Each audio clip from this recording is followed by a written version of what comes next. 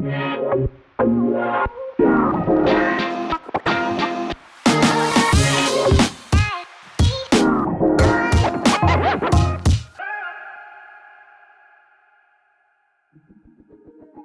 everyone, my name is Casper de Boer from the Amsterdam University Medical Center, and I'm joined by Gil Wittenberg from Janssen Pharmaceuticals and Dag Asland from King's College London. And we are going to talk about the RADAR-AD study. RADAR-AD stands for Remote Assessment of Disease and Relapse, and this is a joint academic industrial project focused around two themes, namely Alzheimer's disease and digital technologies. And the goal of this study was to investigate if we can use digital technologies to detect functional impairments in Alzheimer's disease in an earlier stage, remotely, and more sensitively. So Dag, what is your take on how we can use digital technologies for the better of Alzheimer's patients?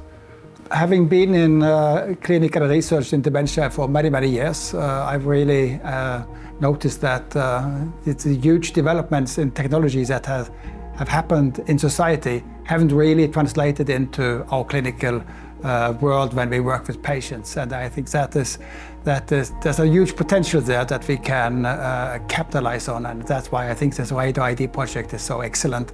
It allows us to test the many opportunities we have to make more accurate and more convenient measurements of function for these patients.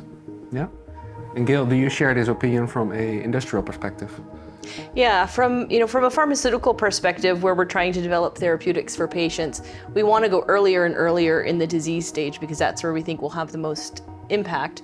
The challenge is it becomes harder to measure change over time at these early stages. And by leveraging digital technologies, we think we can be more objective, more quantitative, and more sensitive to changes that are meaningful for patients early in disease when we're trying to treat patients. So the nice thing about the RADAR-AD study is that we have a very elegant study design. We make use of digital technologies that people typically wear on them anyway, such as smartwatches or smartphones. And within RADAR-AD, we focused on the entire so-called Alzheimer's disease spectrum. So we included patients that are both asymptomatic and symptomatic, so all across the disease spectrum. Also, we included patients from many centers in Europe, which increases the generalizability of the findings. And what's important to realize is that we followed our patients for 8 weeks in total, which means that we had a very well-defined snapshot of their everyday functioning. So Dag, can you fill us in on the main findings of this 4-year project? Yes, very happy to do so. So one key finding that we looked at was the retainment, the ability of participants to really do what we asked them to do, to complete the tasks and to wear the devices.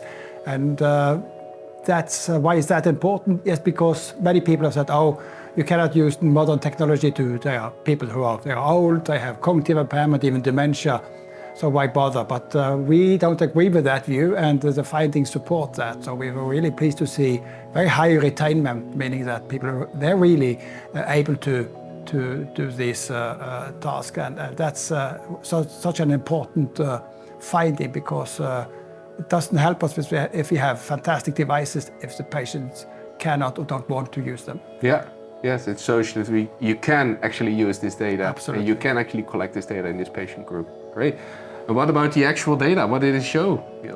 I think what's really exciting about the findings is that multiple technologies that were included in the study actually show differences depending on the stage of the disease of the patient.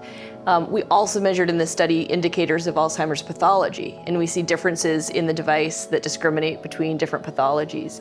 What was really beautiful about the design is that multiple technologies were included in one study, which means we can look at them versus one another, but also in aggregate, which is really a powerful way to get the best for our patients from a sensitivity perspective. Okay, so Dag, knowing that this project produced some nice results, how do you see the future? How can we use these technologies, or how will we use these technologies in, say, 10 years from now in a clinical setting?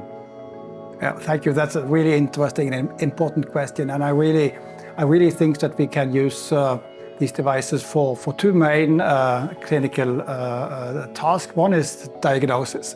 How can we make an accurate diagnosis, as Gail mentioned, early on in the disease stage, which is challenging. And secondly, we can monitor our patients. So how are they progressing? If we initiate new therapies, do they improve or do they remain stable or do they worsen? We can do that much more accurate with the devices. And also, I think, interestingly, the devices can be used to measure a lot of different symptoms. We have memory and attention, we have function, and we also have movement and we have mood. There's a fantastic opportunity in the future.